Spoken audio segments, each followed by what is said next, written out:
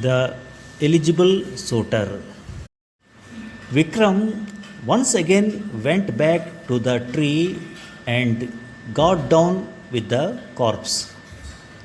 He put it on his shoulder and began to walk towards the burial ground in silence.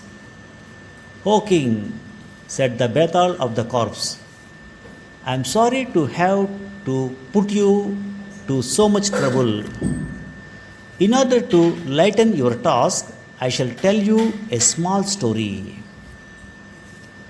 On the banks of the Ganges, there was a village called Brahmasthal.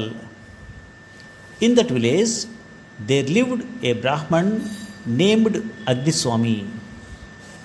He had a daughter, Mandaravati by name, who excelled the fairies in beauty. While Agniswami was contemplating the marriage of his daughter, three young men came to him suing for Mandaravati's hand. All the three were equally determined either to marry her or die in case they failed to do so. The three boys were equally qualified in every respect, and poor Agniswami could not choose between them. Even if he could, the two who were refused the hand of Mandaravati were sure to kill themselves. While Agniswami was in his fix, the problem was solved for him in an unexpected manner. Mandaravati fell ill and after a few days died of her illness. The three youths lamented her death, took the dead body to the burial ground, and cremated it with the proper ritual. One of the three stayed on in the burial ground.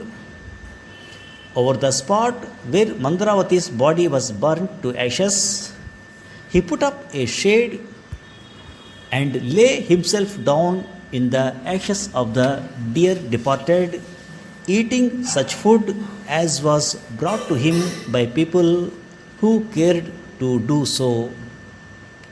Another of the young men collected some of the ashes of the dead girl and went away to submerge them in the Ganges.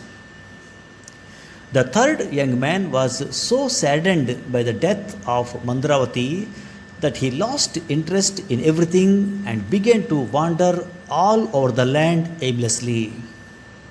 One day, he reached a village and a Brahman invited him for food.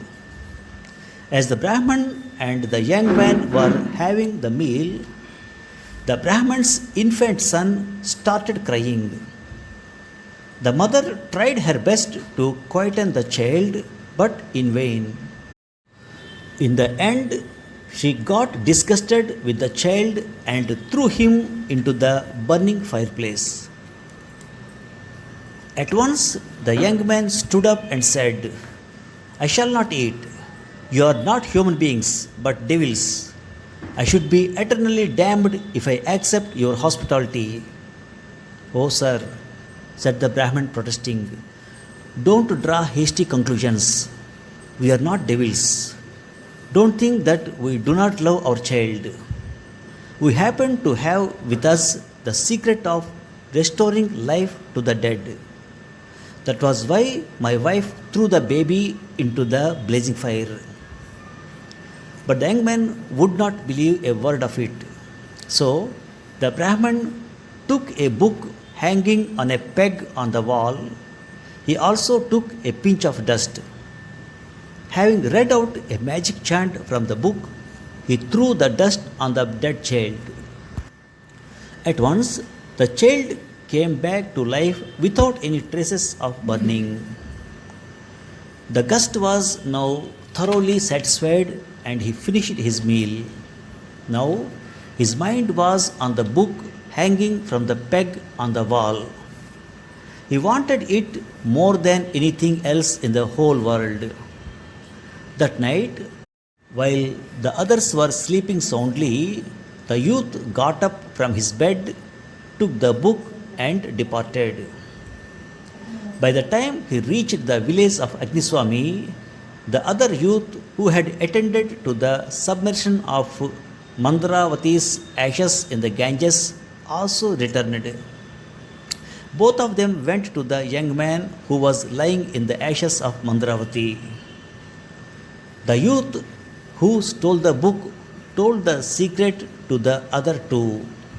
Then he took a pinch of dust, read the magic chant from the book, and threw the dust in the ashes.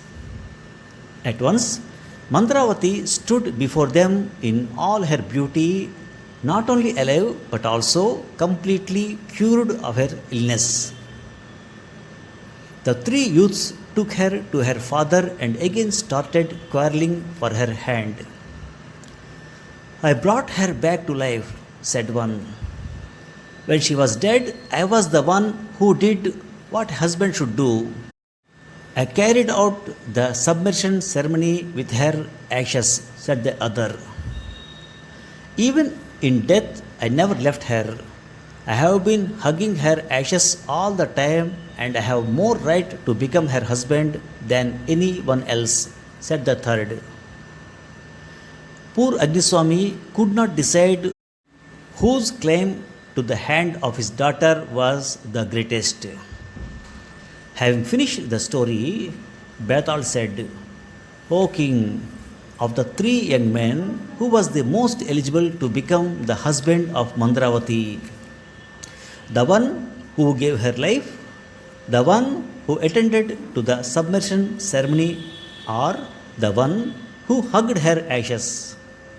If you know the answer and still do not speak, your head shall split.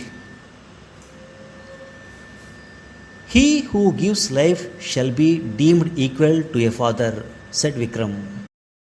And he who carries out the submersion of the ashes of an unmarried girl should be considered only as her brother. So, the most eligible of the young men was the one who would not part from Mandravati even after her death. The king's silence was broken, and Betal again returned to the tree with the corpse.